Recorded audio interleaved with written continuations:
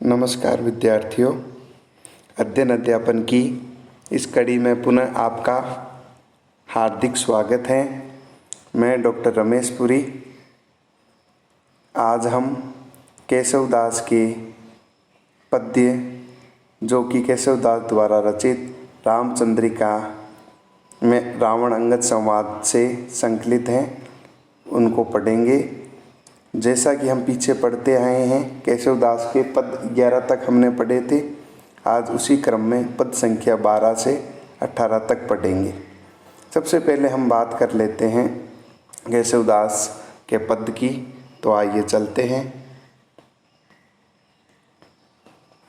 यहाँ सर्वप्रथम हम प्रसंग की चर्चा करेंगे कि उक्त पद श्री केशवदास द्वारा रचित रामचंद्रिका में संकलित रावण अंगद संवाद से लिया गया है।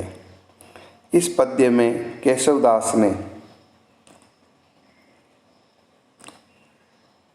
रावण व अंगद के संवाद में अंगद द्वारा और रावण द्वारा आपसी जो कूटनीतिक वार्तालाप का परिचय दिया है, उसका वर्णन किया गया है, जिसमें अंगद अपने आराध्य श्री राम के सामर्थ्य और प्रताप की महिमा गाकर रावण को शरण में आने के लिए कहता है, तो रावण अपनी कूटनीतिक राजनीतिक का परिचय देते हुए अंगद को उल्टे राम के विरुद्ध भड़काकर स्वयं के पक्ष में करना चाहता है, ताकि वह शत्रु का संहार कर सके।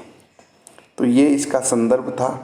और अब इसमें रावण अंगद को उद्बोधित करते हुए कह रहा है, नील सुखेन हनु उनके नल और सबे कपिपुंज तिहारे।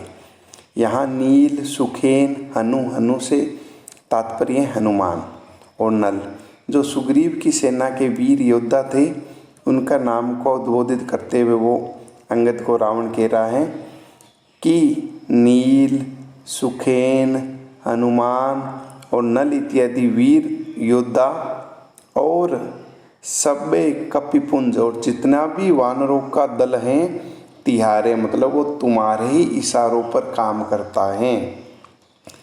आठों आठ दिशा बलि दे अपनों पदुले पितु जाल लगी मारे।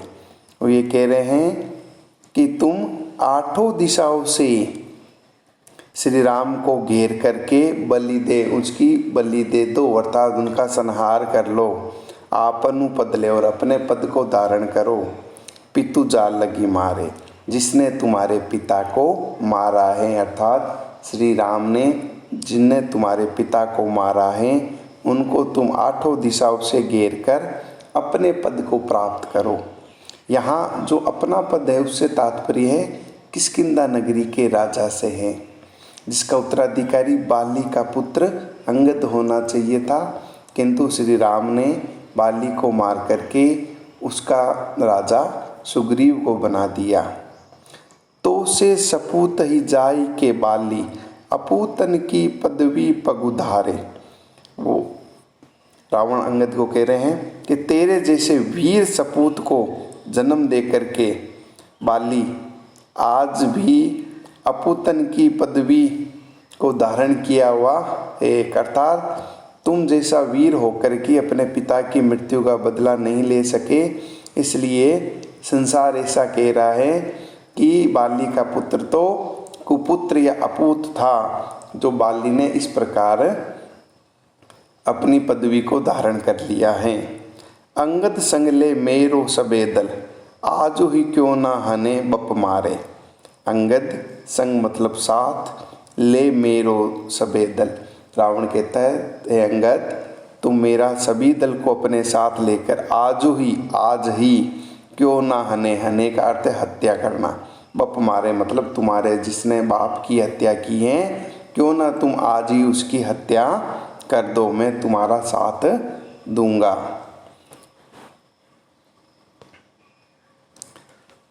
आगे, जो सुत अपने बाप को बेर न लई प्रकाश, तासो जीवत ही मरो लोक कहे तजी त्रास। यहाँ रावण अंगद को कह रहा है, जो सुत अपने बाप को, सुत मतलब पुत्र, जो पुत्र अपने बाप का बेर मतलब शत्रुता नहीं ले सकता, तासो जीवित ही मरो, वो जीते जी ही मरे समान हैं। और लोक कहे तजी त्रास, तजी मतलब त्याग कर, त्रास मतलब भय को, लोक मतलब संसार, और ये संसार भी उसे सभी भय को त्याग कर मरा हुआ ही कहता है। ये सब बातें सुन करके अंगद पुनः प्रत्युत्तर देता है रावण को, इनको बिलगु ना मानिए, सुनी रावण पल आधु, पानी पावक पवन प्रभु, जो असाधु त्यों साधु।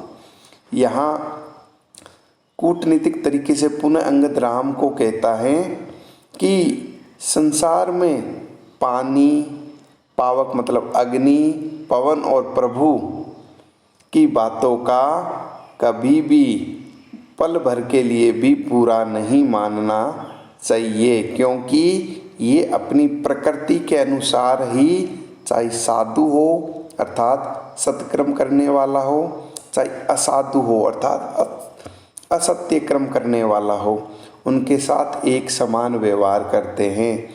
इसी प्रकार श्री राम भी अपनी प्रकृति के अनुसार ही व्यवहार करते हैं। वो जो करते हैं वो एकदम उचित व न्याय संगत करते हैं। तो आगे चलते हैं।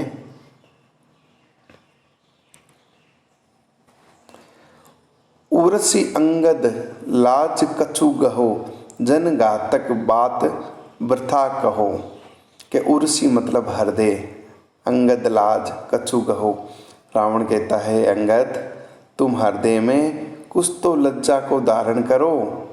यहाँ मेरे दरबार में आकर जन घातक मतलब तुम्हारा जन है, जनक है, बाली पिता है, उसका घातक अर्थात उसको मारने वाला, बात मतलब उनकी यशोगान वृथा कहो, तुम वृथा ही या व्यर्थ ही अपने पिता के हत्यारे की गाथा को यहाँ बखान कर रहे हो।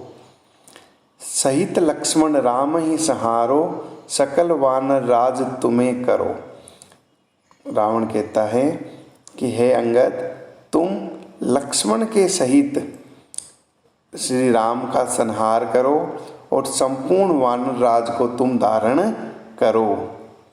अंगद पुनः कहता है सूत्र सम मित्र हम चित्त पहचान नहीं। अंगद कहता है कौन शत्रु हैं कौन मित्र हैं, हम चित्त अर्थात हृदय में पहचान नहीं पहचानते हैं, अर्थात कौन मेरा शत्रु है कौन मेरा मित्र है ये मैं हृदय में अच्छी तरह से पहचानता हूँ। मुझे पता है मैं एक राम का दूत बन कर के यहाँ आया हूँ और दूत का क्या कर्तव्य होता है उसे मैं भली भांति जानता हूँ। दूत विधि नूत कबू न उर आ नहीं, और जो तुम आज नई दूत विधि मुझे पढ़ा रहे हो वो मेरे हृदय में कभी नहीं आ सकती। आप मुख देखी अभिलाषा अभिलाष हो, आप मुख तुम अपने मुख को देखो, और अभिलाषा मतलब इच्छा, अभिलाष हो मतलब पहचानना या परखना। तुम अपनी ओर देख करके अपनी इच्छाओं को परखने की कोशिश करो। राखी बुझ शीस तब और कह राखहु, कि राम ने तो मुझे अपनी भुजा और शीश से संरक्षित करके रखा है, तब अब और कहाँ वो मुझे रखेंगे। हे रावण तुम राम की भुजा और शीश से तुम डरो, अगर तुम राम की शरण में नहीं जाते हो तो तुम्हारा अनिष्ट होना निश्चित है।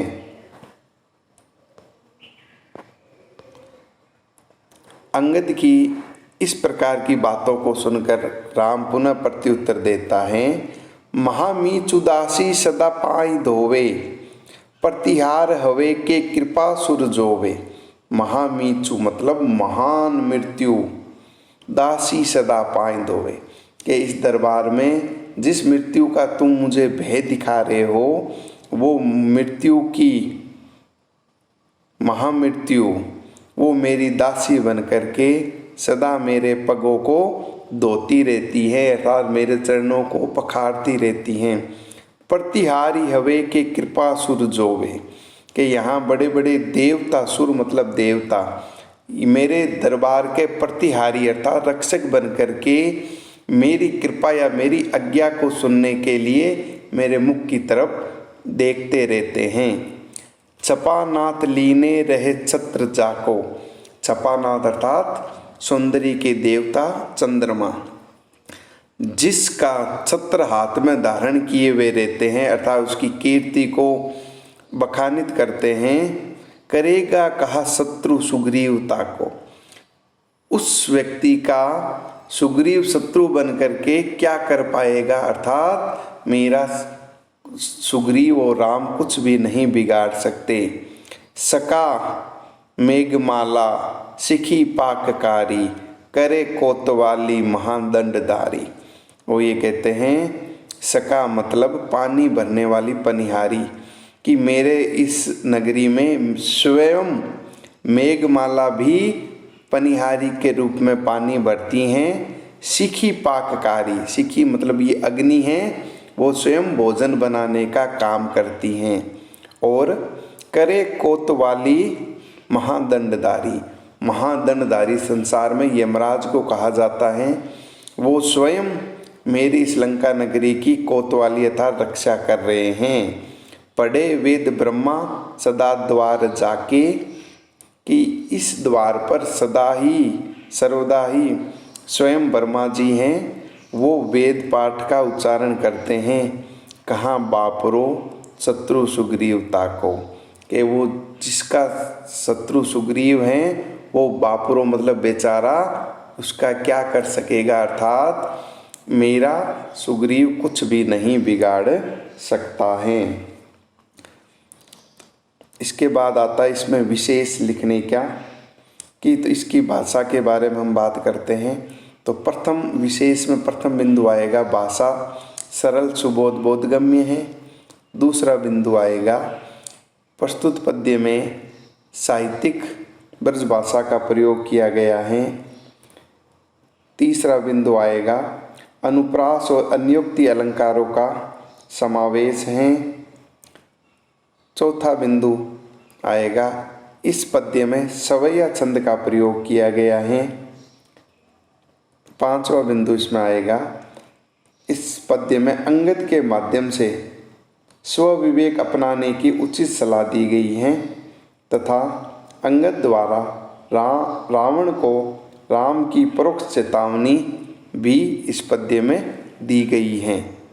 तो आप सबसे अनुरोध रहेगा कि इस पद्य को ध्यान से पढ़ें और शब्दार्थों को साथ में लिखते जाएं और इसकी व्याख्या करने का प्रयास करें।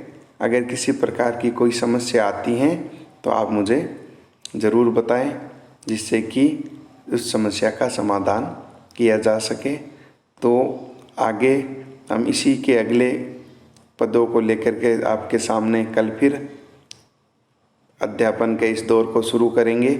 जब तक के लिए आप इनको पढ़ें और अवबोध करने का प्रयास करें।